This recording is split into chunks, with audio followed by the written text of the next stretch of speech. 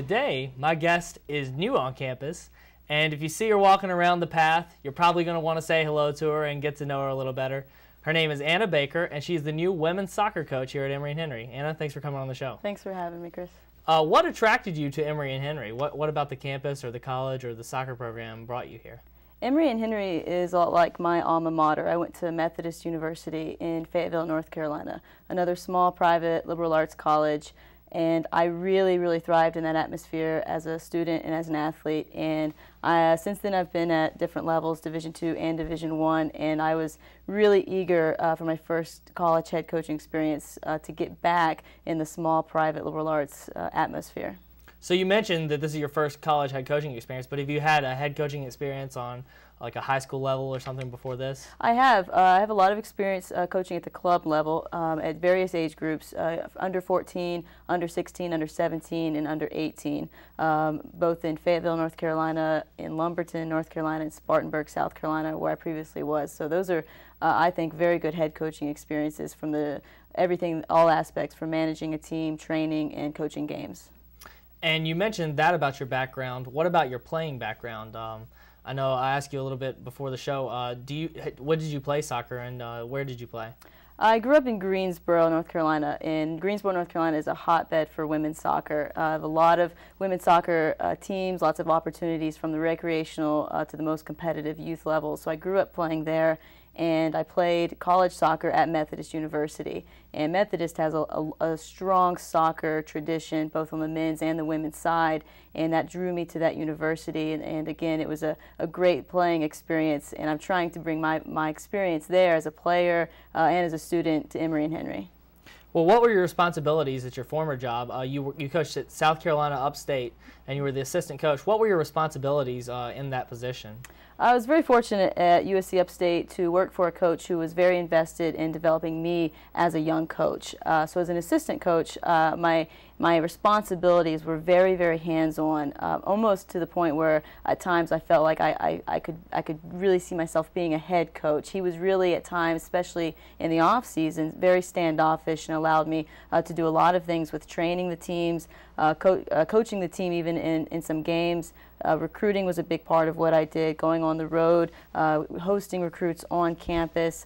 All aspects of strength and conditioning I was responsible with, and even to the extent of administrative responsibilities, a lot of paperwork, travel expenses, budget situations, a lot of things that I'm encountering now as a head coach I'm very familiar with because of my good experience at USC Upstate. And do you think that familiarity with those aspects of the head coaching job helps you here as a head coach? Oh, absolutely. I think anytime a head coach, or if it's your first time, or if you're just in a new program, I think that you're always going to stumble along trying to find your way, trying to familiarize yourself with where you are. It's been a lot easier for me. The transition has been a lot smoother. I've been able to not waste any time in trying to make the transition a quick one as far as recruiting and things like that are taking place. I think that situation at USC Upstate really prepared me for a quick and smooth transition here. And you mentioned recruiting as part of your responsibilities. Here, what do you think that you'll recruit like? What do you value in a recruit? And is it the same thing that you'd value on the Division I level? Absolutely, and that's a good question, because a lot of people look at recruiting. How do you transition from the different levels within the NCAA? A lot of things that I look for in recruits are very similar. I look for players, one, that want to go to the school and believe in the school that I'm trying to attract them to. I think of the school from academics to athletics to student life. They're all a selling point. This is a product, and I'm looking for players who first and foremost buy into that product. Athleticism, skill, those are all very important, but not as important as players that actually wanting to be a part of the program that you're trying to sell in the school you're trying to sell, because then you're going to retain those student athletes. I want players who are going to stay for 4 years. Well, having said that, there are certain qualities that are the same in players on the Division I and Division III levels. Is there that much of a talent discrepancy, and what aspect of the game is that in, if there is? I find that there is a discrepancy. Of course there's a discrepancy, but it's not so much in the talent and the skill level. You find some very, very good soccer players at all levels. Across the board, Division I, you find more players that are a little bit more athletic as far as their speed, their size, their physical strength.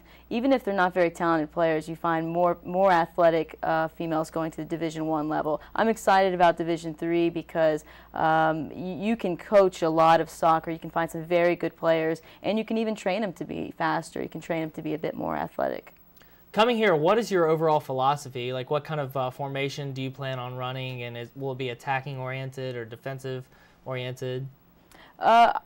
Overall, my mentality and my approach to coaching any program, and especially here, is it's always an attacking mentality. That's from the back third of the field to the midfield to the front of the field. It's always got to be a high pressure. When we get the ball, we're quick to get into the attack. It's always got to be attacking mentality.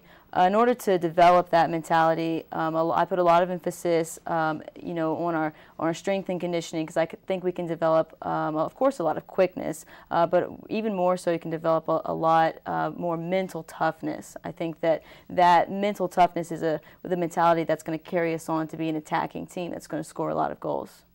Now, as a soccer coach and a former player, do you get a chance to watch very much soccer in your free time? And I do, especially in the summer months when there's always something going on, like the World Cup, this past summer, the European Championships. Mm-hmm. I prefer to watch international competitions more so than just the club side of things.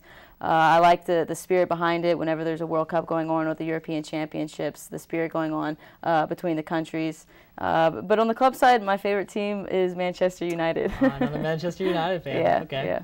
Well, anything related to Emory soccer that you want the viewers to know that we haven't discussed previous to this? We're running out of time. Just that there's some very exciting things going on right now, and you're going to see a lot of changes going on, and I think that Emory and Henry women's soccer has a bright, bright future, and I'm very excited to be a part of that.